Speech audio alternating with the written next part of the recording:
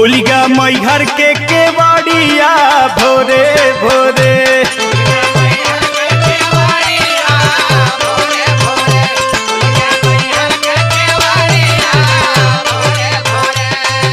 सूर सती मोर मतवा तो से दोनों जोड़ी हथवा सथवा छोड़ी जिन महतारिया भोरे भोरे।